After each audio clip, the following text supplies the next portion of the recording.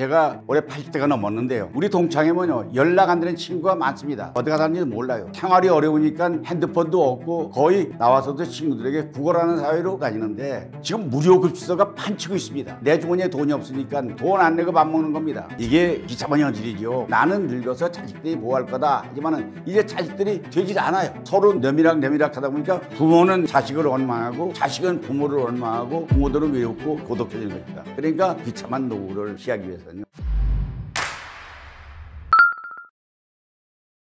최근에 보면요, 노인들이요 안 죽어요. 장례식장에 가면은 어디 갔더니 99세고 98세고 100살 가까이 사는 게 100세들이 실감납니다. 근데 왜 한국인의 노후가 이토록 처참하게 되느냐 하는 것은 한국이 초고령 사회가 됐습니다. 인구의 20% 이상이 65세 이상이면 초고령 사회라 그러는데 이미 도달했습니다. 근데 이게요, 지금 문제가 아니고 2040년 가면 65세 인구가 약 35%에 이른다고 합니다. 그러면 이게 보통 심각한 게 아니거든요. 그러니까 출산율이 떨어지고 수명은 계속 늘어나고 한국의 속도가 더 빨라지는 것은 바로 초고령 사회의 속도가 일본이나 프랑스나 다른 선진국보다 굉장히 빠르게 도달했다는 것입니다. 불과 몇 년 만에 도달하거든요. 어떻게 대응해야 되느냐? 이게 창의적인 노력이 필요합니다. 정책적으로 노력을 해야 됩니다. 왜냐하면 출산율을 회복하기 위해서는 지원을 강화해야 돼요. 아기 낳는 사람에게 대꾸를 해주고 또 애들 키울 때 돈이 덜 들어가게 하고 또 경제활동을 지원해주고 하는 것이 필요하고, 두 번째는 기술을 활용해서 의료 및 돌봄 서비스를 인공지능 AI를 이용해서 육아를 해결해야 됩니다. 그 다음에 사회적 연대가 있어가지고 세대 간의 협력을 통해서 고령화 문제를 공동 대응을 필요해서 해야지 어느 특정한 사람에게 요구하는 것은 무리가 간다, 이런 말씀을 드릴 수 있겠습니다. 그런데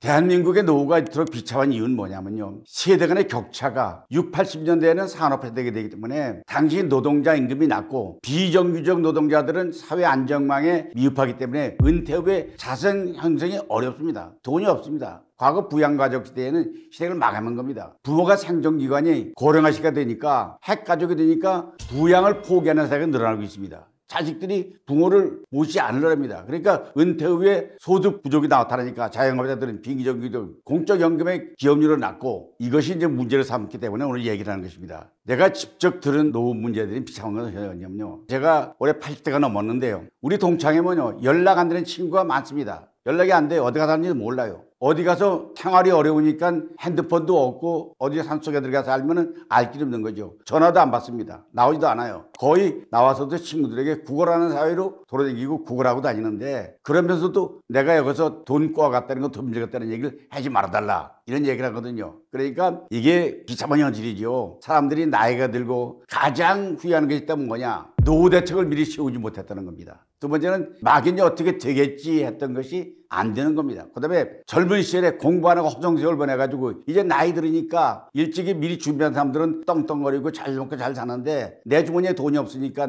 남한테 구걸하는 형태로 떨어지고, 이런 것이 비참한 현실이거든요. 그런데 한국의 노인들이 지금 무료급식소가 판치고 있습니다. 왜 무료급식소 여전히 많이 들어갈까요? 돈 안 내고 밥 먹는 겁니다. 이 고령화 사회가 되면요, 한국이 빠르게 고령화되기 때문에 국가에서는요 60세 이상 노인을 비율을 걱정하고 있는데 고령화 속도가 늘어났다네, 아까 말했듯이. 그런데 소득 불균형입니다. 노인들이 퇴직 후에 안정적인 소득원이 없기 때문에 주머니 돈이 없습니다. 연금의 복지 혜택을 이름만 있지만 실제 혜택이 시작한 지 얼마 안 되기 때문에 얼마 되지 않습니다. 가족 구조가 변화됐습니다. 한국의 전통적인 가족 구조는요, 부모님을 돌보는 문화가 확립되어 있었습니다. 근데 핵가족화 되니까 유산을 주는 것도 큰아들이 농사 받아가지고 부모 모시는 게 아니라 이젠 모든 아들에게 유산도 똑같이 나눠주기 때문에 어느 하나들에게 부양 의미가 없습니다. 그러니까 서로 내미락 하다 보니까 부모들은 외롭고 고독해지는 것입니다. 그러니까 노인 문제가 문제되는 거죠.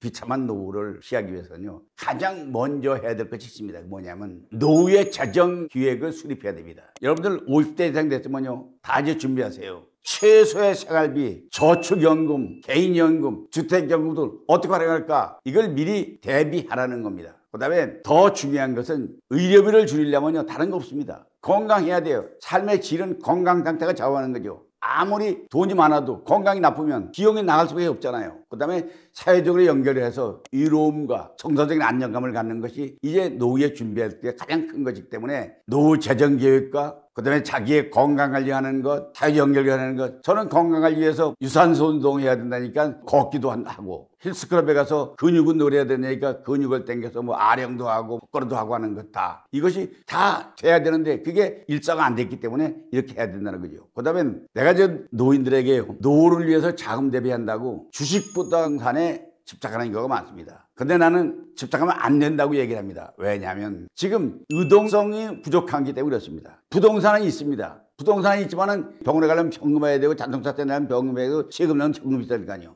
근데 현금하는데 시간이 많이 걸립니다. 그러니까 부동산이 있다고 해서 돈이 있는 건 아니다는 거죠. 그 주식시장에 돈 버는 사람 많이 있습니다. 그러나 주식시장이라는 게 변동성이 크기 때문에 잘못할 때는 쫄딱 망하고 돈 털고 나오는 사람이 의외로 많습니다. 주식은 다른 거와 달랐어요. 어느 회사를 주식을 샀다가 회사가 망하거나 부도가 나버리면 그 회사의 주식은 조이가 한약이 되고 말입니다. 저도 경험했습니다. 옛날에 잘 나가는 회사를 주식을 샀더니 회사가 부도가 났어요. 그럼 주식은 그날부터 완전히 아무 가치가 없습니다. 이것이 이제 하지 말라는 거고 나이 들어서는. 그다음에 긴급한 자금이 필요할 때가 많습니다. 예를 들면 자녀 결혼식이나 그럼 최소한도 결혼 비용을 줘야 되고 방을 줘야 되면 월세든 전세든 집을 사주든 돈이 필요한데 이걸 어떻게 돈을 하느냐. 그래서 중요한 건 현금의 흐름의 중요성을 파악해가지고 어떻게 하면 현금 유용을 할 수 있느냐. 그다음에 위험 분산의 표성이 있습니다. 부동산에 올인했다가 주식에 올인했다가 쫄딱 망한 사람 많습니다. 근데 그 돈이 의료비가 나와서 예기치 못한 시술이 나게 되면 갑자기 암이 걸렸다. 그럼 수술 비용이 만만치 않지 않습니까? 이게 현실이거든요. 그러니까 비참한 노를 피하기 위해서는 우리가 계속 꾸준히 움직이는 것이 중요한 이유를 말씀드리겠습니다. 건강이 악화되면 노후 생활은 그때부터 비참해집니다. 두 번째는 아무리 시제 건강해도 정신 건강이 악화되면요. 건전한 생각을 못하게 되면 이건 가족의 비극입니다. 그다음에 삶의 질이 떨어지잖아요. 사회와 관계가 인정돼야 하잖아요. 근데 이제 어떻게 움직이고 시작해야 할까? 여기에 대해서 제 나름대로 아는 걸 여러 개 말드리겠습니다. 작은 습관을 시작해야 됩니다. 매일 산책을 하는 겁니다. 가벼운 스트레칭을 하는 겁니다. 움직여서 몸을 유연하게 만드는 겁니다. 두 번째는요. 허허하고 놀 게 아니라 새로운 취미를 해결해야 됩니다. 예를 들면 그림을 그린다거나 글쓰기를 한다거나 봉사활동에서 자신의 흥미를 느낄 수 있는 활동을 한다거나 시간이 지루하지 않아야 됩니다. 바쁜 생활 속에서 자기가 일색을 찾는 이 습관을 기려야 됩니다. 세 번째는요. 사회활동에 참여해서 동호회나 지역 커뮤니티에 참여해서 다른 사람들과 교류하는 것입니다. 예를 들면 쓰레기를 주는 봉사활동을 한다거나 어디 가서 위안활동을 한다거나 아니면 복지관에 가서 라인댄스를 한다거나 아니면 단전업을 한다거나 아니면 운동한다거나 사회활동에 하는 프로그램에 참여해서 거기 끼어들어가 돌아가야 된다. 그 다음에 작은 목표를 설정해서요. 새로운 프로젝트나 배우고 싶었던 그 기술에 도전해야 됩니다. 이걸 못하면요. 노년기는요. 포기와 정체가 아니라 새로운 시작입니다. 노년이 됐다고 이제 나머지 여생이 아니라 이제부터 시작한다고 생각해야 됩니다. 끊임없이 움직이고 도전하는 삶, 건강을 유지하고 행복한 노를 만드는 것. 이것이 바로 우리가 포기하지 말고 결국 노년을 행복하게 살 수 있는 관거이기 때문에 그것을 여러분 버리지 말고 놓치지 말고 자기 스스로 개척해야 된다. 집에 있으면서 소파에 누워서 TV나 보고 앉았고 이런 것은 절대 피해야 됩니다. 제가 이제 85년을 살고 보니까 성장 속도가요. 과거와 현재의 차이가 많이 납니다. 80년대, 60년대는요. 1인당 소득이 약 $100 됐습니다. 극심한 가난을 겪었죠. 주요 산업은 주로 농업 중심이었고 전쟁 후에 복구가 최우선 과제였기 때문에 먹고 사는 것도 어려웠습니다. 근데 70년대부터 정부 주도로 해가지고 중화학공업을 정하고 전원업이 발달되고 반도체 등이 육성되니까 생활은 정말 나아지는데 2020년도에 1인당 국민소득이 3만 불을 넘어섰습니다. 근데 그건 일부일 뿐이고 산이 높으면 고리가 있고 빛이 있으면 그림자가 생기잖아요. 세계적인 기술 강국 경제 대국이지만은 아직도 일반 서민들 저민들은 혜택이 꿈의 떡입니다. 혜택이 없습니다. 그게 직접적으로 혜택이 오지 않거든요. 그런데 왜 그러냐면 우리 그동안의 한국인의 삶의 변천을 보면요. 삶의 목표가 옛날에는 생존하는 게였습니다. 먹고 사는 겁니다. 굶지 않고 먹고 사는 거예요. 60년대, 70년대는요. 살아있는 것이 고맙고 가족을 먹어 다니는 것이 큰 목표입니다. 식구들 먹어 다니고 왜 다니냐 하면 전자적 먹어 다니라고 살았다는 겁니다. 근데 6.25 전쟁에 그치만 빈곤이 의주를 해결하는 데 최우선이었습니다. 그러니까 전부 잘 살아보자고 하고 새마을운동을 하고 자녀의 교육과 집을 마련하는 게 중요한 과제였습니다. 집단주의적이기 때문에 가치관이 강했고요. 개인보다는 가족 공동체를 위한 희생이 강요됐습니다. 이건 지난 날의 얘기입니다. 그런데 지금 어떻게 되냐? 자아실현과 개인의 행복이 삶의 주된 목표로 자리 잡았습니다. 경력개발, 자기개발, 취미, 여행 등이 개인주의 만족을 추구하는 것이 이런 경향으로 흐르고 있는 것입니다. 지금 한국의 노인 빈곤율이요. OECD 중에서 이미 알려진 얘기지만은 그게 40%입니다. OECD 평균은 14%인데 약 3배가 빈곤한 사람이 많습니다. 이 빈곤율은 뭐냐면 하위 소득의 50% 이내로 사는 것을 빈곤율이라고 합니다. 그러니까 지금 76세 이상의 고령층에서는 빈곤율이 52%입니다. 특히 더 비참한 것은 여성 노인 비율이 45%입니다. 남성은 34%입니다. 여자들이 더 높습니다. 왜냐하면 경제활동을 안 하고 살아왔기 때문에 남편이 일찍 떠난 거라면 혼자 남은 독거 노인 경우에는 수입이 없습니다. 최저 생활비를 정부의 노인들에게 지급하면 되지 않나야, 이런 얘기를 할 수 있는데, 이 고령화율이요 2025년도에 약 20% 이상 되는데 연금 및 복지 비용이 지속적으로 증가할 전망입니다. 포퓰리즘을 형태해서 형평성 문제, 기존 복지제도 행복, 근본 문제 해결이 아닙니다. 그런데 기초연금을 인상하는데요, 현재 지급되는 기초연금도 현실적으로 상향 조정이 어렵습니다. 국가 재정의 한계이기 때문에 그렇습니다. 두 번째, 노인 일자리를 줘야 되는데 경제활동을 하려고 참여하려는 환경을 따져도 그런 환경이 되지 않기 때문에 가능성을 높일 수가 없다는 거죠. 그 다음에 맞춤형 지원인데 소득과 자산 등에 대해서 생계 지원을 차등화해야 되는데 이것이 효율적으로 되기 어려운 거죠. 그걸 강화해야 됩니다. 그 다음에 이제 가장 돈이 많이 드는 게 주거복지부 확대인데, 주거비 부담을 줄이기 위해서 공공주택, 임대주택을 많이 활용해서 집에 돈을 들어가지 않는 이런 분위기를 만들어야 되는데,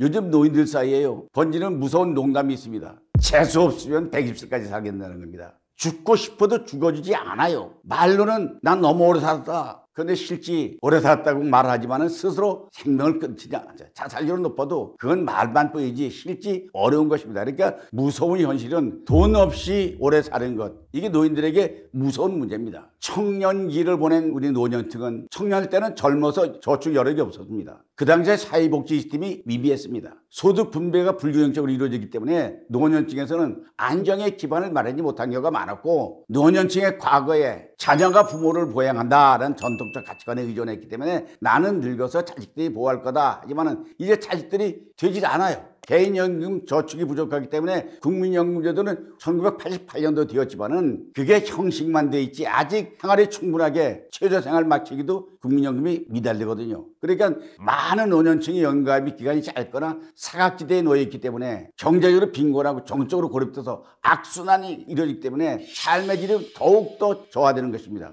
그게 비참한 현실이죠. 해결하기 위해서는 어떻게 해야 되느냐? 국민연금 제도를 강화해야 되고 사회안정망을 확대해가지고 밥을 굶는 사람이 없게 만들어주고 주거비와 의료비를 적극 지원해줘야 되고 다각적인 접근을 해야 노인들의 안정이 될 텐데, 사실 젊어서는 어렵게 살아도 됩니다. 나이 들어서 죽고 싶어도 죽어지지 않고 먹고 싶어도 먹을 게 없고 가난한 사람들, 외로운 사람들, 독거 노인, 이게 문제가 되는 거거든요. 노예 파산한 자들이 진짜 많아야 이렇게 물어요. 누가 대기업의 임원, 대학 교수, 멀쩡하게 정년퇴직한 분들도 노파산자가 많습니다. 그 노파산이라는 건 저희가 뭐냐면 노년기에 충분한 소득이 없고 부채가 있고 빚이 있고 의료비를 감당하지 못하고 생계비 등을 위해서 감당하지 못하는 상황을 의미하는 것인데, 그게 노파산 아니겠습니까? 이제 재산은 많지 않은 뿐 아니라 고소득 젊은층에게도 발생할 수가 있는 것입니다. 그러니까 과거에는요 젊어서 고소득자들은 관계없습니다. 요새는 오래 살기 때문에 저소득자들도 고소득자들도 똑같이 노인이 되면 가난해진다는 거죠. 그러니까 고소득자의 생활비를 패턴을 유지해 나가는 거지. 냉장고에 맥주 있고 여름은 과일 있고 이제 돈이 없으니까 맥주가 어디 있습니까? 수박이 어디 있습니까? 그 다음에 자산 유동성이 부족합니다. 돈은 있습니다. 땅이 있고 집이 있습니다. 그런데 땅과 집에서 돈이 나옵니까? 월세 주는 거 아니면 나옵니까? 돈이 안 나오니까 유지하는데 자산세 내야죠. 건물 유지비 내야죠. 세금 내야죠. 유동성 자금이 없습니다. 그러니까 주머니는 통통입니다. 그 다음에 더 큰 것은 의료비가 의외로 많습니다. 보통 평균이요 자녀 수입의 10%에서 15%는 매달 부모의 의료비로 들어가는 겁니다. 요새 병원에 가서 뭐 엑스라이 찍어보세요. 찍으면 보통 10만 원, 20만 원 들어가거든요. 물론 의료보험 많이 됐지만 그래도 요새 병원에 가면요 보험이 안 되는 게 의외로 많습니다. 그렇기 때문에 이제 예상보다는 의료비 지출이 그게 문제가 되고, 또 한 것은 한국인들이 돈 버는 법에 대해서 제대로 받지 않았다. 여러분 자녀들 교육 받았습니까? 안 받았습니다. 왜냐하면 농산업은요 자금 수급이 경제활동이 그냥 생산물 먹고 사는 작업자적 경제이기 때문에 별도로 필요 없습니다. 그런데 사실은 경제교육이 필요한 이유가 뭐냐면 내가 돈이 없잖아요. 없어도 다른 사람은 돈이 있잖아요. 그 다른 사람의 주머니인 돈을 내가 옮겨오면 되잖아요. 옮겨오려면 딱 방법이 몇 가지 교육을 전문으로 시켜야 됩니다. 첫째는 뭐냐? 제조업을 물건을 만들어 파는 것입니다. 발명품을 만들어 가지고 그걸 팔면은 돈 벌잖아요. 두 번째는 이 상업입니다. 무역을 하는 거예요. 우리나라 나오는 물건 외국에 비싸게 파는 거고, 또 물건 생으로 오는 거 상업하면 데리고 갔다가 시장에다가 팔고, 또 가게 만들어서 팔고, 이런 것이 상업과 무역상을 봐야 되는데 그거에 대한 것도 개념이 없고, 더군다나 노역을 제공해서 몸값을 높여야 되는데 몸값을 높이려면요 똑같은 일을 하고 어떻게 돈을 많이 벌 수 있느냐, 이것이 이제 좋은 직업을 갖는 거거든요. 근데 사실 경제활동을 하려면 투자를 해야 되잖아요. 투자를 하려면 시드머니가 필요해요. 돈 미천이 있다는 거 아니에요. 돈 미천이. 돈이 있다면 그걸 은행에 이자를 내리다거나 아니면은 주식을 투자한다거나, 이것이 자기 몸이 돈 버는 도구인데 멍뚱아리를 잘 관리하지 못해서 어려움을 겪다는 거, 이게 그 문제죠. 대부분 노인들이요, 한국 노인들이 평균 수명이 늘어나겠니를 몰랐던 거거든요. 예상치 못한 의학이 발달돼 가지고요, 요새 앵간한 병은 다 고치잖아요. 완치합니다. 암도 이제 많이 좋아졌습니다. 그 다음에 생활 수준이 향상됐기 때문에 지출이 많아집니다. 예상보다 낮은 질병 사망률. 그 다음에 정보와 인식이 부족하기 때문에 과거에는 건강 수명에 대한 정보가 지금처럼 널리 퍼져있지 않았지만 요새는 TV만 틀고 유튜브만 틀어보면 뭘 먹어야 되고 뭘 먹으면 안 되고 뭘 먹으면 건강에 좋고 운동을 뭐 하는 게 계속 쏟아납니다. 그러니까 건강에 대한 정보가 온 국민에 퍼지기 때문에 이제 앵간함은 죽지 않습니다. 그 다음에 노후에요, 자녀들에게 모든 걸 다 퍼주면 안 된다, 이런 얘기를 하는 사람이 많습니다. 저도 가끔 그런 얘기를 합니다. 왜냐하면 요새 부모들이 이제 돈이 있잖아요. 그럼 자녀들에게 학비 줬죠. 또 결혼할 때 집 사주지요. 또 캥거루주고 해서 결혼을 나서도 일정 기간은 자식을 도와줘야 되죠. 핵가족화 되는데 독립문화 영향이 이제 자녀들에게 기대하기가 어렵게 됐다는 거죠. 자녀들의 재정의 어려움은 자녀들이 애들을 키우는 양육비가 보통이 아니잖아요. 요새 사교육비라고 해서 애들 뭐 태권도 가고 피아노 학원 가고 그림 그리러 다니고 하는 그것이 공교육보다 더 비싸기 때문에 애들 키우는 게 보통 문제가 있기 때문에 애들 키우는데 부모를 돌볼 여유가 없습니다. 법적 제도로 장치가 부족합니다. 그 다음에 심리적으로 거리감이 있습니다. 부모가 되는 준비를 하지 않았기 때문에 지금 이 고생을 하는 겁니다. 세대 간의 가치관이 달라요. 해결 방안은 재정적으로 독립을 유지해서 경제로 독립해야 되고, 명확한 약속과 문서화해가지고 자녀가 계약을 하든가 하여간 자녀에게 부양을 받을 약속을 해야 되는데, 부모와 자녀 간에 상호 존중하는 대화를 통해서 이걸 해결해야 되는데 이게 지금 안 되고 있습니다. 그러니까 부모는 자식을 원망하고 자식은 부모를 원망하고 서로 기대를 하는데, 부모에게 기대하는 자식이 부모가 좀 더 많은 유산을 주길 바라지만 자식은 내가 키워놨으니까 나한테 좀 갚아야 될 거 아니냐 하는 것이 악순환이 되기 때문에 이게 되는 게 아니다라는 거죠.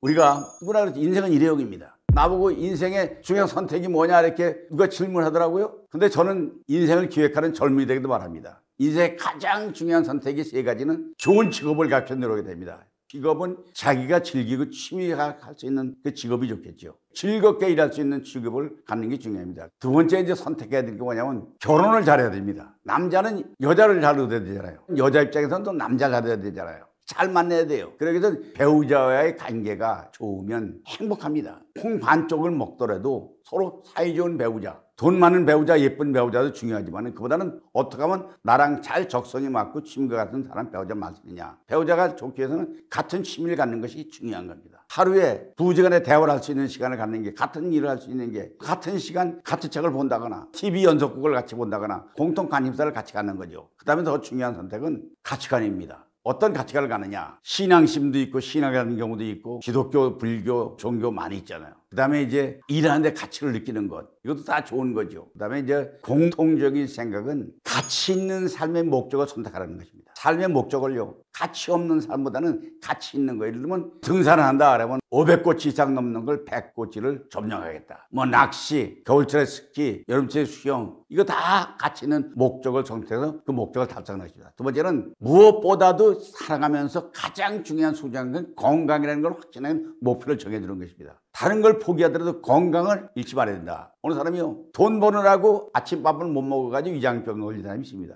난 그거 보고 바보라 그래요. 아니, 돈 버느라고 위장병 걸려서 살 생기면 돈 가지고 고쳐집니까? 목표는 건강이고 나머지는 수단 가치이기 때문에 건강을 우선 선택하는 가치관이 필요하고, 세 번째는 사람과의 관계를 선택해야 됩니다. 누굴 만나느냐, 오늘 만나는 누구냐. 만나면 같이 한 공간에 있는 것도 즐겁고, 만나 대화도 좋고, 또 같은 취향도 좋고, 쉬게 갔거나 이러면 더 좋겠죠. 나이 들수록 인간관계가 어떻게 하면 좋을지 그것은 다른 게 아닙니다. 항상 깊이가 있는 관계를 유지하는 것입니다. 가까운 친구와 가족과 집중해서 꾸준히 소통하는 것, 이게 매우 중요하고요. 두 번째는 새로운 인간관계를 두려워하지 말라는 겁니다. 그러니까 동호회라든가 봉사활동 참여하는 거, 새로운 인간관계를 위해서 지역사회 활동하는 거, 그 활력을 얻기 때문에 이것이 두려워하지 말라는 것입니다. 세 번째는 갈등을 최소화해서 용서를 배우라는 것입니다. 사람은요, 사소한 다툼을 피해야 됩니다. 지난번에 누가 싸웠대요. 파출소 갔대요. 왜 싸웠냐 했더니 지나가는 사람 보고 왜 쳐다봤느냐고 치고받고 싸워가지고 파출소 끌려가 봤습니다. 아니, 쳐다본 게 무슨 싸움의 이유가 됩니까? 먼저 손을 내밀어서 용서하는 것. 그 다음에 더 중요한 건 나누고 베푸는 것입니다. 세상에요, 관심과 사랑의 표현은 도움을 받는 사람보다는 도움을 주는 사람이 되는 것이 중요합니다. 나는 어떻게 하면 도움을 줄 수 있겠느냐. 노력을 제공하는 사람도 있고, 뭐 돈을 지불하는 사람도 있고, 물건을 주는 사람도 있고, 뭐 노정을 제공하는 사람도 있고 하지만은 남에게 도움이 되는 사람을 주는 것. 이거 하다못해 집에 들어갈 때 옆에 있는 담배꽁초 쓰레기 주는 것. 이것도 하나의 도움이 되는 일인 것입니다. 그다음에 자기관리가 매우 중요하다. 내면의 행복을 유지하기 위해서는요, 자기 성장을 위해서 취미, 독서, 개인의 만족감, 인간관계의 긍정적인 발전, 이런 것들은 모두가 오늘날 추진해야 될 노인들이 해야 될 중에 가장 큰 것이기 때문에 내면의 행복을 유지하는 것은 자기 성취와 취미에 추진해야 되고, 세 번째, 인간관계의 균형을 유지해야 됩니다. 적당한 거리를 두고 사람은 사게 돼. 부정적인 역할을 주는 관계는 정의하는 게 좋습니다. 굳이 갈등을 일으키면서 관계를 유지하는 것 바라지 못합니다. 만약에 적당한 거리가 두지 못하는 사람과의 관계를 갖는 것은 부정적인 영향을 주기 때문에 정리하는 것이 오히려 스트레스를 해소하는 길이 되기 때문에 인간관계에는 적당한 거리를 유지하는 것은 매우 중요하다. 현재 상태를 있는 그대로 받아들이고 작게라도 행동으로 옮기는 겁니다. 10분간 걷기를 하겠다, 10분간 책을 읽겠다, 아니면 그림을 내가 그리겠다. 작게 행동하는 것을 시작하라는 거예요. 두 번째는 자신을 책임질 수 있는 용기를 가지라 이거죠. 그러기 위해서는 과거 탓하지 말고 무엇과 내가 바꿀 수 있는지 한번 시도해 보세요. 내가 할 수 있는 게 뭐겠냐. 과거 탓하는 건 아무 의미가 없습니다. 왜 나는 중학교 때 공부 안 하느냐, 고등학교 때 공부 안 하느냐, 나는 왜 그때 그 일을 안 하느냐. 과거 탓하는 건 오늘에 도움이 되지 않습니다. 내가 책임질 수 있는 용기를 갖는 것, 내가 오늘 할 수 있는 일을 실행해 보는 게 중요하다. 그 다음에 이제 새로움에 도전하라는 것입니다. 기회를 잡으면 새로운 일에 도전할 수가 있습니다. 예를 들면 외국 여행을 가는데 말 한마디 못했다. 아, 오늘부터 내가 영어 공부를 해야 되겠다. 뭐 영어를 못하면 일본어 공부를 하겠다. 뭐 중국어를 배우겠다. 자전거 타기, 걷기 운동, 또 맨발 걷기, 이것도 다 새로운 도전이 될 수 있습니다. 그 다음에 사람들과 연결하라. 가족과 친구, 지역의 모임에 나가보라는 겁니다. 가족들과 사촌 간에 모임을 갖는다거나 아니면 형제 간의 모임을 갖는다거나, 그 다음에 과거를 잊고 미래 초점을 갖추는데 새로운 앞으로 삶에 집중해라. 지나간 거 가지고 한탄하지 말고 앞으로 생활의 중심을 봐가지고 나는 무엇을 하겠다. 이런 것이 매우 중요하다. 그 다음에 힘들 때는요, 남에게 도움 요청하는 걸 두려워하지 마세요. 지난번에 어느 구에서 새 모녀가 굶어 죽었습니다. 어디 알아보니까 쌀이 없고 양식이 없는데 동사무소에는 어려운 사람을 위해서 긴급고 양곡이 있거든요. 거기 쌀이 없으면 얘기하면 내가 지금 쌀이 없어 굶어 죽겠습니다. 그걸 안 해가지고 굶어 죽는 어리석은 건, 이거는 요청하는 걸 두려워하지 말고 필요할 때 요청하라. 근데 뭐든지 늦었다고 생각하면 보내라 이게요. 오늘이 천번의 기회다 이게. 그러니까 당신은 혼자가 아닙니다. 인생을 변화할 수 있는 가능성은 항상 가지고 있습니다. 비록 지금은 힘들어도 작은 변화와 노력이 쌓이면 분명히 더 나은 내일을 맞이할 수가 있습니다. 늘 어제보다 나은 오늘, 오늘보다 더 나은 내일, 이걸 꾸며나가는 것이 인생이 아니겠습니까? 그것이 나이 들었다고 포기하지 말고 돈 없다 하지 말고 있는 상태에서 좋은 조건에서 최선을 다하는 것, 이게 매우 필요하다고 생각합니다. 아는 것은 힘이 되지 않습니다. 아는 것은 소용없어요. 아는 것을 실천으로 옮길 때 나의 것이 된다는 명심하면서 여러분 좋은 인생, 좋은 삶 되길 바라면서 여기서 일단 마치겠습니다. 여러분 고맙습니다. 아는 것 답이 아닙니다. 알면 실천해야 됩니다. 특히 조심할 것이 너 요즘 왜 살이 쪘어? 이런 것은 절대로 말해서는 안 됩니다. 사람의 노후는 비참합니다. 인간관계에서 소외됩니다. 건강한 함과 노후를 위해서 절대로 하지 않는 행동들이 있습니다. 첫째가 한국 중년이 고달픈 이유가 있습니다. 중년이 된다는 것은 가을이 되어서 단풍이 드는 계절입니다. 중년이 되면요, 경제적인 부담이 늘어납니다. 왜냐하면 자녀 교육비, 집값은 오르죠. 노후 대비하는 비용은 없죠. 중년층의 경제 부담은 점점 가중이기 때문에 이게 중년층의 고달픈 이유 중에 하나입니다. 두 번째는요, 중년이 되면 직장 환경에서 스트레스를 많이 받습니다. 한국 직장에서는요, 연차별로 부담이 과로 문화가 있습니다. 그리고 명예퇴직, 퇴사 압박이 들어옵니다. 이제 구조조정이 하게 되면 내가 해당되지 않을까. 나이 들면서 직장 환경이 변화되는 것을 느낄 수 있습니다. 그 다음에 이제 가족 내에서 역할이요. 자녀에게서 부모, 배우자, 자녀 사이에 요구되는 것이 다 희생이 따릅니다. 그런데 희생을 가장 요구되는 세대가 소위 말하면 중년입니다. 개인적인 시간이 부족하기 때문에 본인의 삶보다는요, 가족의 직장을 선중되기 때문에 자기 개발이나 휴식을 포기하게 되는 경우가 많습니다. 근데 중년 이후의 삶을 괴롭게 만드는 것들이 뭐가 있을까? 중년 이후의 삶에 짊어져야 할 일이 한두 가지가 아닙니다. 우선 첫째가 경제적으로 불안합니다. 노후 준비가 부족하잖아요. 통계성 자료가 보면요, 43%가 미흡하고 70%가 부족하답니다. 직업의 안정감과 약하다고 얘기합니다. 경제적으로 불안합니다. 두 번째는요, 신체적 정적으로 건강 문제가요, 질병관리청에서 75%가 질병을 보유하기 때문입니다. 가계비의 15%를 지출하게 되고 정적으로 고립되고 자녀는 독립하는 게 아니라 부모가 계속 부양해 줘야 되고 공황감이 우울감이 생기기 때문에 소위 애들 결혼할 때는 빈둥지 증후군이라는 그런 용어가 있습니다. 다 떠나고 난 자리에 두 내만 남았을 때 빈둥지 증후군이 생기는 거죠. 중년 이후에 괴롭히는 게 뭐냐면 가족 내 갈등입니다. 부모 부양 문제, 이건 자녀들의 큰 문제입니다. 어떻게 부모를 부양할 거냐. 근데 배우자와의 관계가요, 첫 번에 연애할 때, 신혼 때는 관계가 좋지만 나이가 들면요, 10년, 20년, 30년 사람을 살아보면요, 배우자의 관계도 변화가 됩니다. 65%가 부모 부양에 부담을 이루는데 월 50에서 100만 원 정도는 부모님 간병비로 지출되는 게 통계가 있습니다. 그 다음에 사회적으로 기대와 압박이 가중되기 때문에 세대 간의 소외감을 느끼고 성공에 대한 압박을 느끼게 됩니다. 중년이 되어도 계속 성공해야 한다는 사회적 압박이 스트레스 요인이 작용합니다. 왜 이번에 승진이 누락됐나? 나는 승진을 못하나? 나는 돈을 못 버나? 하는 것이 스트레스로 작용합니다. 사회적인 기대와 압박이죠. 그 다음에 자기 자신에 대한 시간이 부족합니다. 개인적으로 성취력이 부족합니다. 나의 삶은 어디로 가고 있는가? 라는 질문을 스스로 괴롭게 만듭니다. 개인의 노력뿐으로 해결할 수 있는 없는 인생의 중요한 고비가 바로 중년 이후에 나를 괴롭히는 거기 때문에 중년 이후의 삶은 매우 중요하다고 말씀드릴 수가 있습니다. 그 다음에 과거에 비교해서 유독 한국 중년들이 삶이 점점 고달퍼지는 이유가 뭐냐 하는 질문이 있습니다. 현재는 고물가, 물가가 높습니다. 고금리, 집값 급등, 중년층의 경제적 부담이 가중됩니다. 2000년대와 비교해보면 아파트 가격이 약 3배 내지 4배가 올랐습니다. 교육비, 사교육비가 부담돼가지고요, 인생에서 42세의 수입의 정점을 닦으면 61세부터는 적자 인생을 산다고 합니다. 그러니까 중년이 되면은 이게 이제 적자로 돌아가는 과정이기 때문에 매우 어렵다는 거죠. 그 다음에 한 50대 가정은요, 대학 등록금과 아이들, 부모 부양비를 동시에 부담해서 노후 준비가 불가능하답니다. 1인 가족의 절반이 빈곤하고 독거노인의 75%가 빈곤시기라고 합니다. 이게 중년의 문제잖아요. 노년의 문제잖아요. 2002년도 삶의 만족도를 조사했는데요, 우리 6.5점입니다. OECD까지 최하위를 차지한 것이 삶 만족도가 6.5점에 나타나고 있습니다. 우리가 55세에서 60세 정도에 퇴직을 하게 되는데 그럼 70세 전후에 마감하고 하던 삶이 84세로 늘어날 때 20년 이상 생계를 유지해야 되는 문제가 있습니다. 과거 경험은 굉장히 중요했습니다. 과거에는 나이 들면은 경력은 경쟁력이었습니다. 경험이 경쟁력입니다. 근데 요새는 직장이나 사회에서요, 그건 경쟁력이 아닙니다. 지금은 기술력과 적응력이 경쟁력입니다. 어떤 기술 가졌느냐? 나날이 발전되는 기계, 특히 IT라든가 이런 것은 요즘 SNS 같은 건요, 하루하루가 다르게 변하잖아요. 근데 과거의 경험 가지고 소위 우리말로 써먹을 데가 없습니다.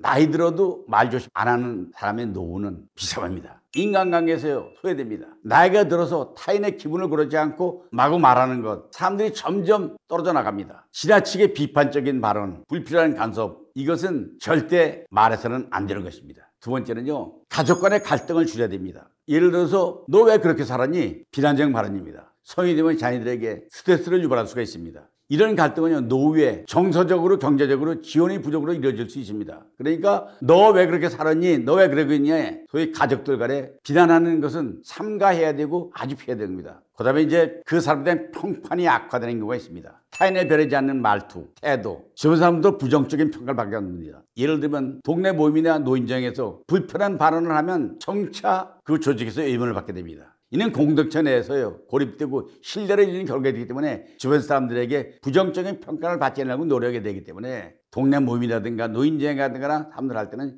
절대 의문을 받지 않도록 노력행이 필요하다. 그 다음에 네 번째 중요한 건요, 도움받기 어려운 상황이 올 수가 있습니다. 노후에는요, 건강 문제, 경제적 어려움 때문에 타인의 도움을 절실할 때가 많습니다. 그러나 평소에 말로 인해서 쌓인 부정적인 이미지이기 때문에 도움받기가 어려워질 수 있습니다. 저번은 늘 잔소리만 하고 불평하세요. 이런 평가가 절대 나게 되면 도움을 주는데 걸림돌이 될 수 있습니다. 그 다음에 아무리 친해도 절대로 말해서는 안 되는 것이 있습니다. 예를 들면 사생활이라든가 자기 자랑, 험담, 약점, 목표 이런 것은 절대로 말해서는 안 됩니다. 특히 조심할 것이 아무리 친해도 상대방의 사생활을 질문하면 안 됩니다. 상대방의 사적인 문제에 대해서 깊이 캐묻는 것은 불편함을 줄 수 있기 때문에 그렇습니다. 예를 들면 너 연봉이 얼마냐? 결혼을 안 하는 이유가 뭐야? 왜 애를 안 가져? 이것은 치밀함을 넘어서 질문이 오히려 관계에 금이 가는 원인이 됩니다. 그 다음에 이제 상대방의 사생활 중에 일부지만은 비밀 누설하는 겁니다. 상대가 털어놓고 비밀을 말하는 것을 다른 사람에게 말하거나 언급하는 건 신뢰를 무너뜨립니다. 누가 이혼했대, 누가 아들이 떨어졌대, 바람을 피웠대, 기밀은 절대로 상대방에게 얘기해서는 안 되는 것입니다.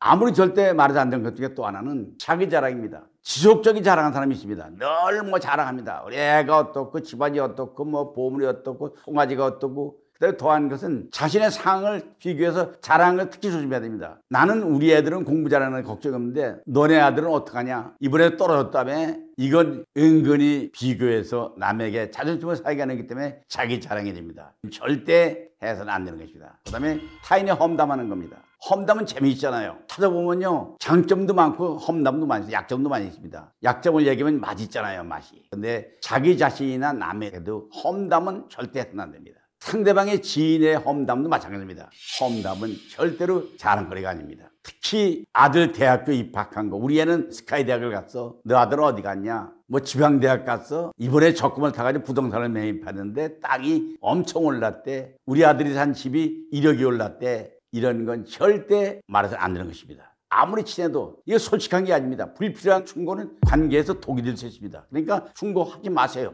그 다음에 가까운 사람일수록 필요 이상으로 말하면 안 되는 이게 있습니다. 말은 양보다는 질이 중요합니다. 과도한 말이 신뢰를 해칠 수 있습니다. 솔직함이 위대할 때도 있지만 배려 없는 솔직함은 신뢰를 물 수 있습니다. 뭘 솔직하게 말합니까? 필요 없습니다. 사소한 말이 갈등을 일으킬 수 있습니다. 잘못된 왜? 너는 원래 그런 걸 잘 못하잖아. 너는 그게 늘 약점이잖아. 넌 그게 흠이야. 이런 얘기는 싫어하다고 하지만 가까운 사람 속에 그런 걸 더 해서는 안 됩니다. 또 갈등의 씨앗이 될 수 있는 거. 너 요즘 왜 이렇게 살이 쪘어? 야, 너 운동 좀 해. 야, 밥 좀 덜 먹어. 너 그렇게 먹으니까 살찌지. 이건 갈등의 씨앗이 될 수 있기 때문에 이런 말은 절대 해서 안 됩니다. 그 다음에 상대방에 부담을 줄 수 있는 과도한 정보입니다. 나 요즘에 너무 힘들어. 너라면 어떡할 거야? 자기의 과도한 정보지만 이걸 남에게 얘기하면 그 사람이 해결할 길이 있는 것도 아니고 해결해 주는 것도 아니지 않습니까? 이건 남에게 부담되기 때문에 그런 사람에겐 다음번 만날 때는 피하게 됩니다. 너 지나친 관심을 갖는 겁니다. 너 왜 그렇게 행동했어? 너 무슨 일이 있었어? 너 요즘 왜 그래? 표정이. 그것도 지나면 말하면 안 되는 것입니다. 가까울수록에 너 가끔 실수 자주 하잖아. 넌 그런 실수 때문에 학교 다닐 때부터 문제가 됐잖아. 가까운 사람일수록에 절대 실수를 말하면 안 됩니다. 그다음에 상대를 위한다고 하더라도 조언이나 비판을 아껴야 하는 이유가 있습니다. 우리 속담에 그런 말이 있습니다. 가만히 있으면 중간은 간다는 말이 있습니다. 조언과 비판은 듣는 사람이 감정을 제거할 수 있습니다. 조언한다고 하면 방어적인 태도를 유발하기 때문에 자존감을 무너뜨릴 수 있는 가능성이 있기 때문에 절대로 조언과 비판은 해서는 안 되는 것입니다. 명심해야 됩니다. 그 다음에 두 번째는 상대방 입장에서 상황을 제대로 이해하지 못할 수 있습니다. 불완전한 정보를 제공하는 겁니다. 야, 뚱뚱한데 다이어트는 이기 좋대래. 변변은 이기 좋대. 불완전한 정보입니다. 이게 문제를 단순한 것 같지만 이것이 오히려 상대방에게 상황을 악화시켜가지고 할 수 있기 때문에 불필요한 정보, 알지 못하는 거 필요가 없는 것입니다. 그 다음에 조언이 상대에게 부담을 줄 수가 있습니다. 기대와 압박을 주는 것, 선택의 자유를 침해하는 것, 자기 스스로 생각하게 만들지 그거 선택할 수 있도록 너 그거 해, 그거 사 이렇게 말하는 것이 상대에게 부담을 주기 때문에 이런 말도 비판의 이유이기 때문에 해서는 안 되는 것입니다. 내가 보니까요, 나이 들고 절대는 하지 않는 행동들이 있습니다. 인간관계에 집착하는 것, 자녀에게 집착하는 것, 또 권위주의 태도, 무리한 경제 투자 이런 것들은 절대로 해서는 안 되는 행동입니다. 인간관계에 집착한다고 해서요, 과도하게 특정 관계에 매달리거나 지나치게 간섭하는 것, 예를 들면 신앙을 하라고 강요한다거나 음식을 어디 가게 먹자고 강요하거나 등산을 같이 가자거나 영화를 같이 보러 가자거나 지나치게 인간계에 집착하게 되면 그 사람은 해서는 안 된 일입니다. 자녀에게 지나치게 집착하는 사람이 있습니다. 자녀 일에 일일이 개입하거나 너 오늘 학교 와서 몇 시에 끝나는데 왜 이제 와? 너 아침에 일어났잖아. 너 성적표 지난번에 몇 점 맞았잖아. 왜 성적이 안 올라? 자녀에게 지나치게 의존하고 하는 것은 부모가로서 해야 될 일이 아닙니다. 그 다음에 이제 권위적인 태도를 유지하는 것은 권위적으로 행동하면 주변 사람들에게 거리감을 줄 수 있습니다. 그 다음에 이제 무리한 경제적 투자입니다. 과도한 위험을 감수하고 투자하는 것. 예를 들면 부동산을 담보하고 융자받아가지고 돈 많이 준다, 이자 준다고 해서 투자하는 것. 위험이 있습니다. 이건 신중해야 됩니다. 남의 보증을 서주는 것. 이거 도와주는 게 아닙니다. 이거는 신중해야 판단해야지. 이것 때문에 무리한 이익을 얻겠다고 투자하는 것. 이것은 때로는 망하는 경우가 있습니다. 조심해야 됩니다. 그 다음에 이로움을 피하려고 무분별한 행동하는 사람이 있습니다. 무분별하게 이로움 피한다고 해서 가정을 가진 사람이 바람을 피우는다거나 심심풀이라고 해서 도박을 한다거나 심심하다고 취미라고 경말한다거나 거기 집중하는 것 절대 나이 들어서 해서는 안 될 일입니다. 그 다음에 신체 건강을 과하게 평가하지 말아라. 나는 원래 처음부터 건강이 좋아. 나는 건강관리에는 자신 있어. 난 돌을 먹어도 소화가 돼. 나는 건강 관계없어. 이게 절대로 큰 소리 칠 문제가 아닙니다. 자기 신체 건강을 과소하게 평가하지 말고 단단하게 해야 됩니다. 마지막에 중요한 것은 고립적인 생활을 찾아가는 것입니다. 요즘 TV 보면 뭐 혼자 산속에 들어가서 살고 생활하는 게 재미로 사람들이 뭐 하고 있는데 그게 본인이 즐거울지 모르겠습니다. 가족 관계를 가고 본다면 가족이 남편이 아내에 두고 혼자 산속에 들어가서 잡초, 약초 캐가지고 먹고 대 길러가지고 먹고 뱀 잡아 먹고 고립적인 생활은 권고할 만한 일이 아니기 때문에 가족과 더불어 행동하는 모르더라도 혼자 고립적인 생활은 절대 해서는 안 된다. 이건 내가 의사는 아니고 전문가는 아니더라도 상식적인 얘기를 하겠습니다. 사실 건강한 함과 노후를 위해서는 꼭 피해야 될 음식과 식습관이 있습니다. 첫째가 과도한 나트륨 섭취입니다. 짠 음식입니다. 위험성은 고혈압이 생기고 심장병, 심혈관병이 생기고 신장질환이 생기는 원인이 주로 짠 음식입니다. 그 대표적인 음식이 장아찌라든가 젓갈이라든가 라면, 가공식품 이런 것은 절대 피해야 됩니다. 두 번째는 과도한 설탕 섭취입니다. 물론 뭐 설탕을 좋아하면서도 뭐 오래 산 사람이 있다지만 만약에 설탕을 좋아하는데 100살 살았다면 설탕을 안 먹었다면 120살 살 뿐이라고 생각합니다. 위험성이 뭐냐? 당뇨병, 비만, 그 다음에 인지능력이 저하되고 탄산음료, 과자, 케이크, 그 다음에 시럽이 들어가 있는 음식. 이게 단 음식은 절대 먹어서는 안 되는 것입니다. 그 다음에 이제 세 번째는요. 트랜스지방이 있는 포화지방이 많은 음식입니다. 나쁜 콜레스테롤이 생기고 그게 증가하게 되고 동맥경화가 생기고 심장병을 유발하게 되고 소위 말하면 튀김류, 패스트푸드, 마가린, 가공한 고기 이런 것은 포화지방이 들어있기 때문에 맛은 있을 수 있습니다. 그러나 건강에는 절대로 먹어서는 안 되는 것입니다. 네 번째가 많이 애용하는 것입니다. 가공식품입니다. 맛은 있기 쉽습니다. 근데 이것은 위험성이 뭐냐? 방부제와 첨가물이 장기적으로 건강을 할 수 있습니다. 대표적인 뭐냐? 소시지라든가 햄, 냉동식품, 즉석 요리식품 이건 다 건강을 할 수 있기 때문에 절대 먹어서는 안 되는 것입니다.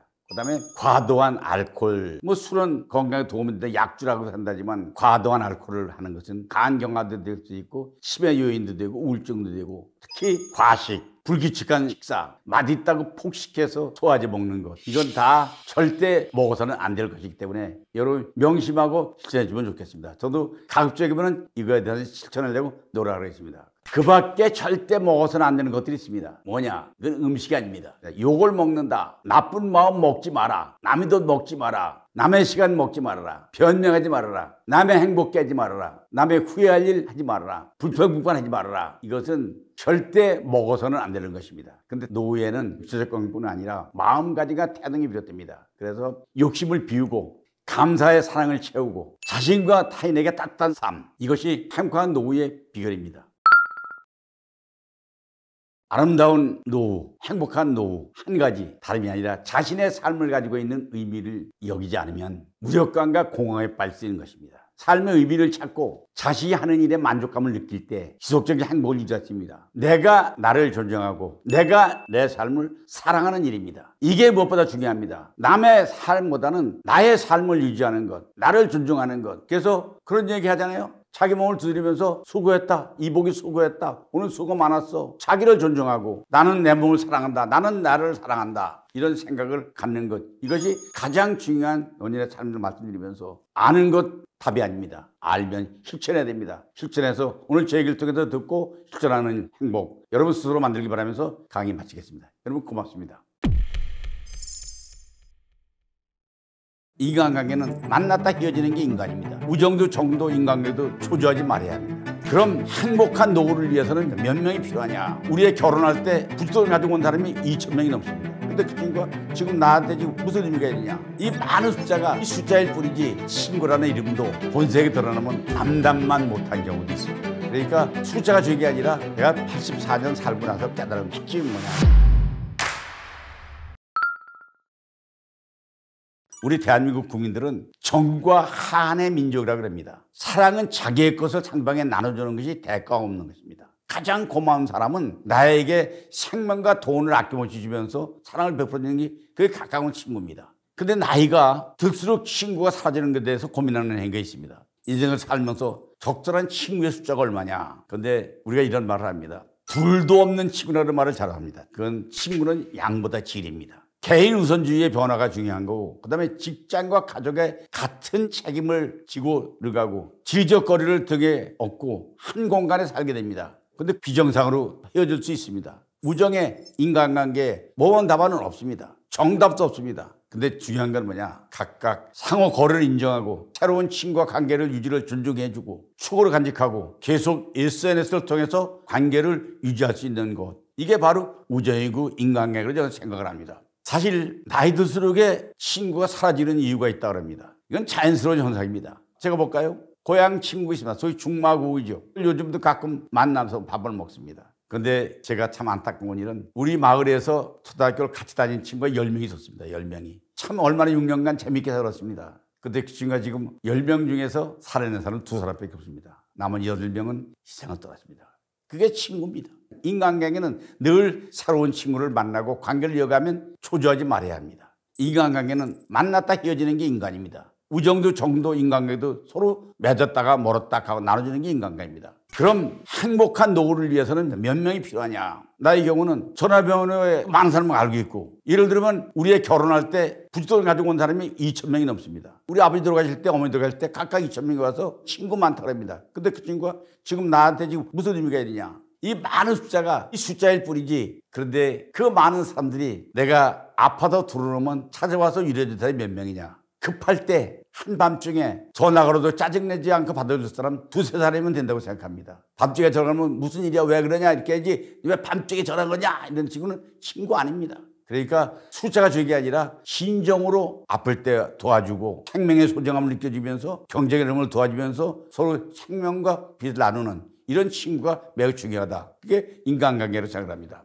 오래된 친구라고 할지라도 굳이 돈 시간을 쓰면서 관계를 유지할 필요가 있느냐. 그래서 친구와의 관계를 유지할지 말지는 자신의 삶의 긍정적인 여부에 따라 판단합니다. 하나씩 보면 이 친구가 여전히 나에게 중요한 존재인가, 관계를 유지했을 때 나와 친구 모두에게 긍정적인 영향을 미치는 친구인가, 경제적인 시간적 부담을 지나치게 크지 않은 수준에서 유지할 수 있을까. 그러기 위해서는 관계의 자연스러운 변화는 필수적입니다. 상호 노력이 균형을 유지 못하면 사라지게 됩니다. 시간과 에너지가 재형성됩니다. 그 다음에 추억을 남지만은 현재 연결이 부족할 경우에는 추억일 뿐입니다. 자신과 성장의 행복의 우선을 가져올 수 있지만은 이 친구가 다 만들어지지 않습니다. 그러나 없는 거하고 있는 거하고 전혀 다르다는 말씀을 드리겠습니다. 내가 84년 살고 나서 깨달은 핵심이 뭐냐면 인간관계는 주고받는 것입니다. 근데 인간관계는 주었는데 오지 않는다. 그럼 그 친구하고는 끝입니다. 인간관계는 혈육이 있습니다. 혈육은 불가분의 관계를 갖고 있지만 인간관계 범주에 포함됩니다. 그런데 혈육이라도 결국 주고받는 것입니다. 서로 의견이 맞지 않거나 이러면 가족이라도 이웃사촌만도 못하다는 말을 하는 경우도 있습니다.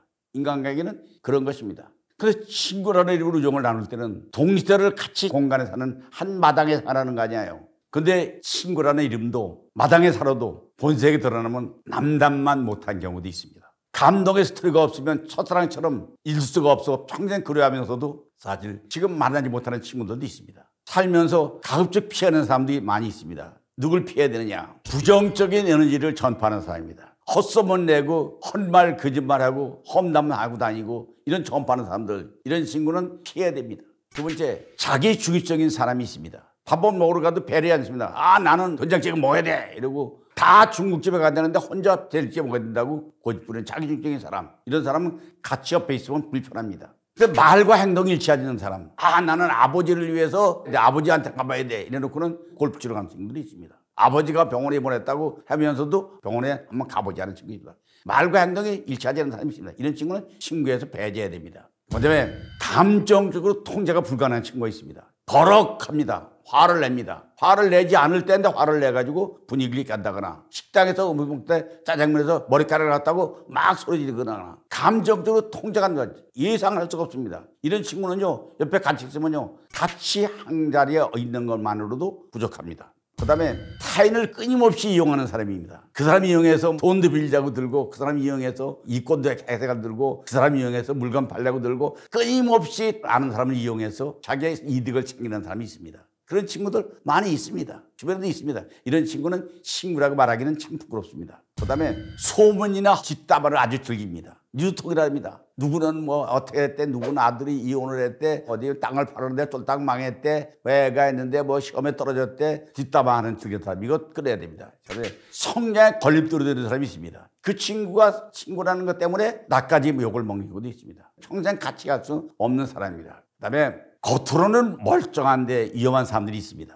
과도한 자기과시가 있습니다. 외모를 잘합니다. 야, 내가 이번에 사진을 찍었는데 나 사진 볼래? 내가 이번에 헬스클럽 나갔는데 이두박근 하면 볼래? 배를 올려가지고 나 여기에 지금 빨래판이 박혔어. 외모를 자랑하는 사람 피곤하지요. 두 번째, 타인의 약점을 고명히 이용하는 사람이 있습니다. 야, 걔는 그게 문제야. 자식은 그게 문제야.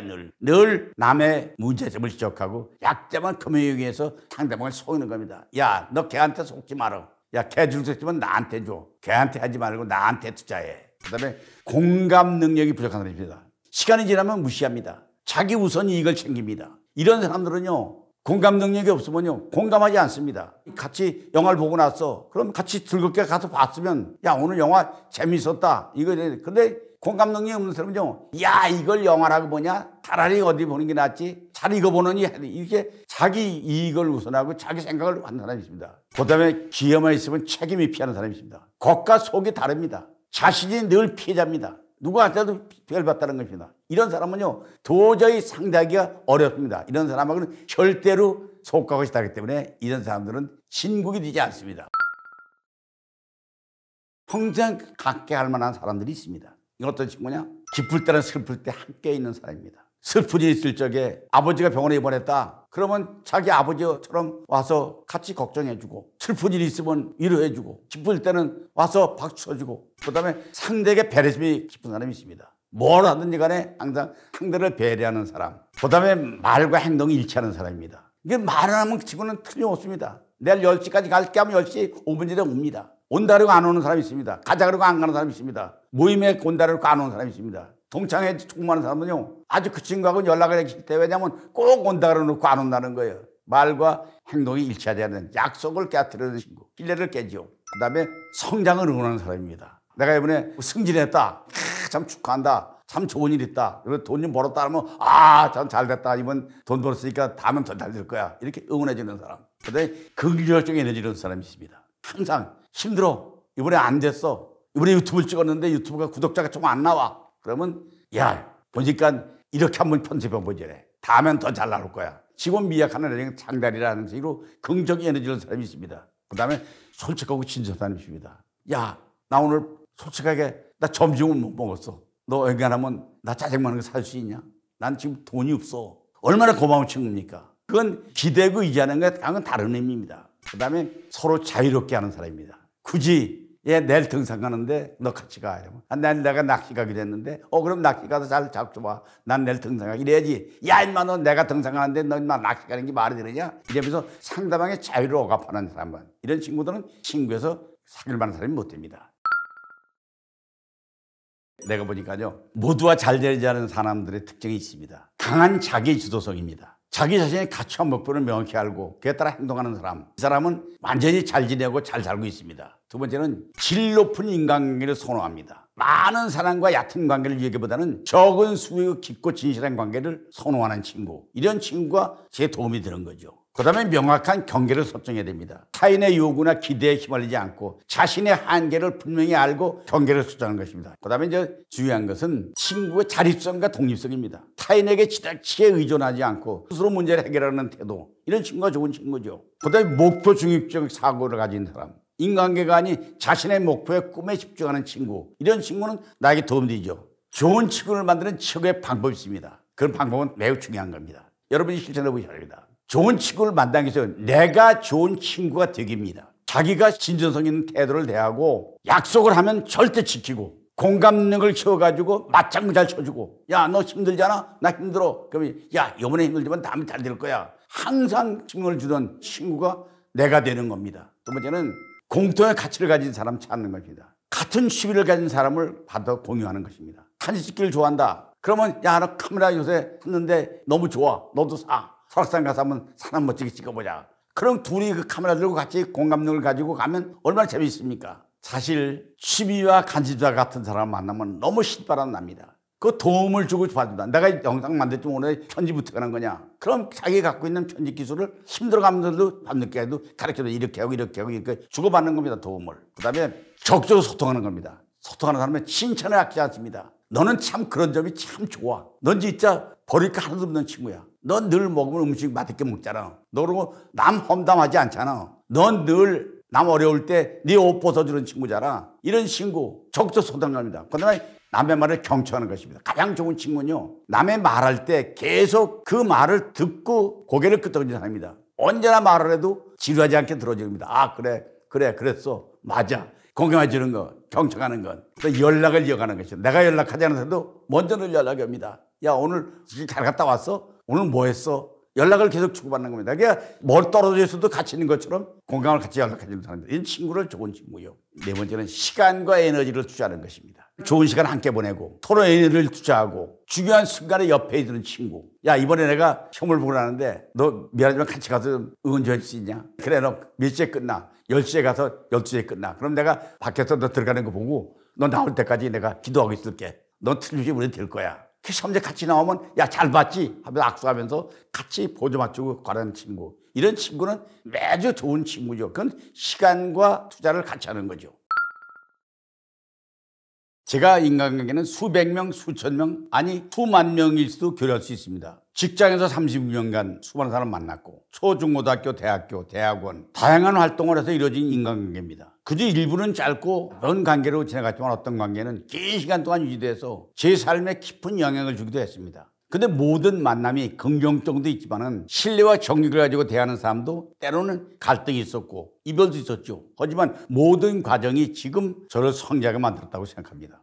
제가 군생활 3년, 공무원생활 36년, 강사생활 23년, 공무원으로 30년을 살면서 다양한 사람과 관계를 맺었습니다. 동료들과의 협력, 상사와의 소통, 시민들과의 만남을 통해서 많은 관계를 맺고 성장했습니다. 퇴직한 후에도 전문 강사로 23년간을 살아오면서 또 다른 형태의 관계를 맺어왔습니다. 강의를 들어오는 분이 함께 일하는 조직의 협력자들도 있고 저의 강의 현장에서 만난 수많은 분들과 관계 속에 배운 것이 많습니다. 강사로서의 생활은 보다 개인적이고 감정적이면서 교감할 수 있는 관계를 주로 이루어왔어요.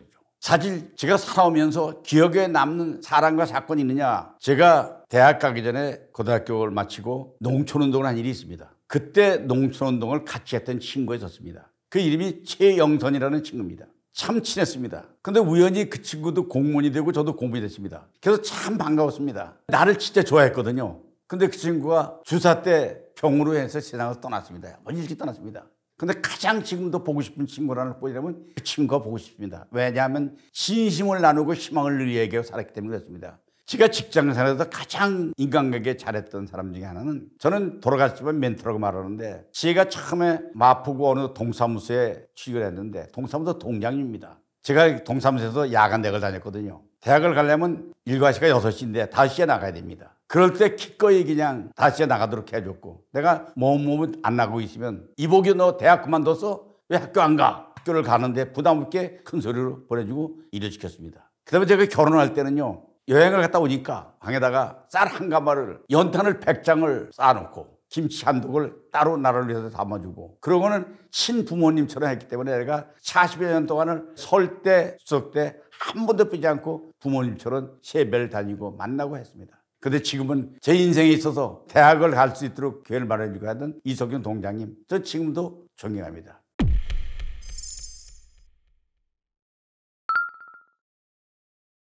나이가 들수록 가족관계에 지질이 있습니다. 자녀를 키운 부모들이 흔히 착각하는 실수가 있습니다. 너는 내가 키웠으니까 독립도 너는 내 거야. 내 노후를 네가 책임져야 돼. 부모의 사랑은 소욕이 아니고 과도한 기대감으로 번지되면요, 갈등과 부작용을 초래합니다. 자녀를 독립적이고 자율적으로 인격적으로 존중하고 해야지 부모로서 스스로 삶을 행복하게 만드는 것이지, 그게 건강한 부모하고 자녀 관계를 유지해야지. 너는 내 것이라고 주장하는 것, 내가 키웠으니 너는 내 것이야, 네가 버는 돈은 애비한테 갖고 와야지, 이런 자녀는 그 아버지를 외면하게 됩니다. 내 노후를 자녀가 책임질 거야. 아들, 딸들이 내 노후를 책임져야 돼. 그러면 지금 취직도 못하고 돈도 벌고 있는데 아버지는 내 노후를 책임지라고 우겨대면 아들 입장에서는 생각 안 합니까? 얼마나 부담을 줍니까? 건 내가 더 잘하니까 내가 정하는 대로 하는 게 나아. 내가 하는 게 맞아. 아들은 아들이 판단이 있는데, 부모가 내가 너를 키웠기 때문에 너를 사랑한다, 넌 내 말이 맞았다, 내 말대로 해라, 이것도 부모가 진실 관계가 아닙니다. 그 다음에 이제 내가 이렇게 해준 만큼 너는 나한테 이제 돌려줘야 돼. 너한테 쓴 돈이 얼마인지 알아? 사실 자녀 너는 내 행복의 원천이야. 네가 잘 돼야 돼. 내 방식이 최선이다. 내가 너를 아는데 내 방대로 해. 내가 다 알아서 너를 해줘야 한다. 사랑은 무조건적인 희생인 것입니다. 이걸 자녀에게 가족관계의 진실이 아닙니다. 이거는 자기 욕심입니다. 내가 키웠다고 내 자녀 나를 도와줘야 된다 하는 이런 주장, 이것은 못 되는 것입니다. 그 다음에 다 키운 자식과 부모의 관계가 틀어지거나 소통이 단절한 이유는 뭐가 있느냐, 이렇게 질문을 했습니다. 이건 뭐냐면 이 자율성에 대한 충돌입니다. 아버지는 아버지대로, 부모는 부모대로, 자기는 자기대로 자율성이 있습니다. 이 자율성을 서로 충돌하게 되면 결론이 나지 않습니다. 나는 나대로, 너는 너대로, 너는 네가 좋고 너는 내가 좋고, 네 팔 네가 흔들고 내 팔 내가 흔들고, 내가 하는 건 네가, 이러면 안 됩니다. 자율성이 충돌하면 안 됩니다. 그 다음에 기대치가 불일치하는 것입니다. 대학을 나와서 나는 석사학위만 따가지고 취직을 해야겠다고 하는데 아버지는 굳이 박사학위를 받는 겁니다. 자식에 대한 기대치가 저희는 다릅니다. 기대치가 불일치하게 되면요, 부자지간의 관계도 부모가 자식간 관계가 틀어질 수 있겠습니다. 그 다음에 세차의 가치관의 갈등입니다. 요즘의 트렌드는요, 그런 거 아니에요. 옛날에 부모들 할 때는 자동차 정비 공장에 가서 정비하면 일도 많고 취직이 잘 됐습니다. 요즘엔 자동차가 고장이 안 납니다. 자동차 정비는 그건 아버지 생각이고, 요새는 자동차 정비는 해서는 밥 못 먹습니다. 그 옛날에는요, 딴 따라라고 해서 노래 부르는 거 가수 생각 안 하지만 요새는요, 노래 한 곡 부르면 얼마나 받는지 아세요? 가치관의 갈등입니다. 그 다음에 감정이 누적되는 것입니다. 첫 번에 몇 번은 아들이 참습니다. 아침에 나갈 때, 야, 인마, 너, 뭐 해, 뭐, 이리 와, 뭐, 이렇게. 이 하루 이틀이지. 계속 감정을 누적해가면 어느 날 폭발할 때는 걷잡을 수 없는 만큼 폭발하기 때문에 감정이 누적지면 안 됩니다. 그 다음에 부모의 지나친 의존입니다. 나는 너만 믿는다. 네가 우리 집의 기둥이야. 네가 우리 집을 끌어나가야 돼. 너가 인마 우리 집 돈 다 썼으니까 이제 우리 집 살면 네가 해야 돼. 이렇게 자식에게 압박을 하면 그 자식은 부모하고 관계가 좋아질 수가 없습니다. 그 다음에 의사소통이 전혀 없습니다. 한 번도 아버지랑 얘기해 본 적이 없습니다. 아버지한테 이걸 물어보겠습니다. 아버지가 무엇을 좋아하는지, 아버지가 좋아하는 음식이 뭔지. 가끔은 아버지에게 아버지 음식 좋아하는데 난 우리 아들이 묻더라고요. 아버지 김치 먹을 때 잎사구 쪽을 좋아해? 뿌리 쪽을 좋아해? 그러니까 나는 잎이 약간 붙어있는 그 부분을 좋아해 그랬더니 어머, 아버지가 나하고 똑같더네. 소통하는 거거든요. 아버지 웃음이 나? 나는 웃음이 안 나. 웃기는 거 아니야. 소통이 부재되면 됩니다. 그러니까 대화에 장을 때 성인으로서 공감대가 돼야 돼요. 그러니까 노후에 지나칠 자녀 기대한다면 남은 인생은 얼마나 비전을 수 있느냐. 사실 기대하는 만큼 자녀들이 잘해주지 않습니다. 또 자녀들이 기대하는 만큼 대해주지 않습니다. 그건 정상입니다. 그걸 인정해야지. 그걸 갖다가 비참하게 억누르고 요구하면 안 된다는 걸 말씀드리겠습니다. 그 다음에 자꾸 부탁만 하는 자식들의 말을 들어주는 게 어떻게 되겠느냐는 얘기입니다. 사실 캥거루족이라 그래가지고요, 부탁만 계속합니다. 손주 좀 봐달라, 경제적으로 지원 좀 해달라. 부모에게 미치는 부정적인 영향은 뭐냐면 자기 희생과 감정적인 부담이 클 뿐 아니라 자녀의 의존이 심화되고 부모의 삶의 질이 저하되고 부모와 자녀 간의 갈등이 생기고, 그럼 대책은 뭐야 되느냐? 부모와의 자식 관계는 경계가 명확해야 됩니다. 이번에 너를 도와주는 건 여기까지만이야. 이번에 도와주면 너하고 끝이야. 경계가 있어야 되나. 자녀의 자립을 촉진하기 위해서는 야, 힘들더라도 네가 한번 살아봐. 헬린 데서 혼자 살게 돼. 그러면 내가 용돈 아껴가지고 널 얼마 주는데, 근데 내가 너한테 줄 때는 한 달에 50만 원 뿐이야. 100만 원 필요하면 네가 나머지는 벌었어. 그 다음에 자녀와의 솔직한 대화가 필요한 거예요. 아버지, 내가 이번에 회사에서 인정을 못 받고 있어. 인정받으려면 내가 좀 영어 공부를 더 해야 되는데 솔직히 대화했어. 그래? 그럼 너 어학 공부를 해봐 한번. 반면에 야간 대관 한번 다녀봐. 솔직한 대화. 그 다음에 부부의 노후 준비를 자녀가 좀 책임져주면 좋죠. 아버지 나중에 늙어서 해외여행 갈 수 있는, 노후할 수 있는 내가 적금을 들어줄게. 20년만 들어오면 아버지 60살 때쯤 되면 그거 가지고 아마 크루즈 여행 한번 할 수 있을 거야. 내가 지금 아버지를 위해서 노후에 준비하고 있어. 아버지 누구 걱정은 하지 마라.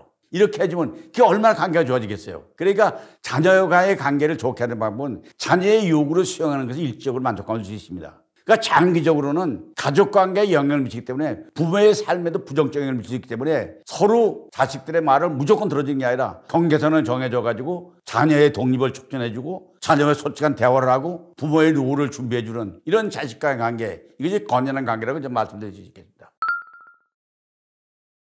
나이 들어도 자식에게 절대 말하면 안 되는 것이 있습니다. 혹시 들어보셨습니까? 그러면 아버지한테 그거 좋은 소리 아니라고 말씀하세요. 내가 너를 어떻게 키웠는데. 이런 얘기하면요, 자식들이 스트레스 받습니다. 다 부모들은 그렇게 키우는데 내가 너를 어떻게 키웠는데 따지지 마세요. 내가 너 때문에 이렇게 됐다. 너 대학 보내느라고 이렇게 지금 못 사는 거다. 자식에게 몽땅 책임을 떠넘기면 이것도 자식에게 절대 말하면 안 되는 것입니다. 세 번째는 네가 나중에 나를 책임져라. 이거 자식의 부담입니다. 나는 내 책임, 내 인생 내가 살 거니까 넌 내 인생이나 잘 살아가라. 이래야지. 너는 내 인생 책임져라. 안 된다 이게. 그다음에 너 결혼하면 애들은 반드시 낳아야 돼. 둘 이상 낳아야 돼. 요즘 애들한테요, 결혼 강요하는 것도 스트레스고 또 결혼했으면 아들 낳으라고 다구치는 것, 이건 혼자 낳는 게 아니잖아요. 며느리도 있고 그런데 그거 윽박지르면 그때부터 자식과 부모는 만나기가 싫어집니다. 그만할까 봐. 그다음에 왜 형처럼 좀 못하느냐. 어느 형제가요, 큰형은 좋은 대학을 갔어요. 근데 동생은 좀 놀고 이래가는 바람에 나쁜 대학을 갔어요. 근데 그냥 그것 때문에 부모는 늘 애를 욕을 했어요. 밥 안 먹고 들어와도 좋은 대학 간 애가 들어오면 밥을 차려주는데 둘째가 들면 밥도 안 먹고 저까지 돌아다니면서 어서 처먹고 들어가거나 말거나 내비둬. 이래서 아들이 폭발해가지고 아버지를 폭행한 사례가 실제 있다는 얘기를 들었어요. 내가 본 건 아닙니다. 그러나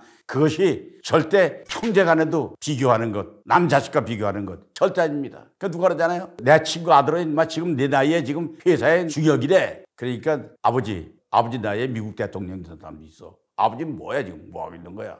비장파장이죠. 그러니까 절대로 그런 거 하면 안 되죠. 그다음에 네가 잘못하고 있어. 가도한 가슴입니다. 부모 눈에 보이죠. 근데 잘못하는 거 알아요. 근데 본인이 더 잘 알아. 근데 그걸 네가 잘못하고 있어. 이라는 건 그건 자식에게 도움되지 않습니다. 그다음에 내 말이 맞아. 네가 틀렸어 임마. 아버지가 막 경험해서 알아. 이건 권위적인 것입니다. 근데 자식에게 설사 틀렸다고 해서라도 야, 너 다시 한번 생각해 볼 수 없냐? 나는 그전에 이렇게 생각했는데 너는 어떻게 생각하냐? 권위적인 태도보다는 내 말이 맞아가 되는 게 아니라 네 말이 맞다. 너도 그럴 때 있었어. 근데 제일 해서는 안 될 말이 있습니다. 자식에게. 뭐냐면 내가 너보다 더 힘들게 살았다. 아버지 때는 밥을 굶었다. 그건 아버지 때 얘기인데 왜 자식에게 지금 이 좋은 세상을 산만물 시대에 사는 아들에게 밥 굶기를 강요하고 내가 밥 굶은 걸 자식에게 왜 떠넘기느냐고요. 그럼 자식이 또 아버지가 굶었으면 그때 굶어야 됩니까? 이거 잘못된 거예요. 그 다음에 자식에게 진짜 해서 안 될 말이 살림을 내줬다면 너 왜 요새 연락이 없냐?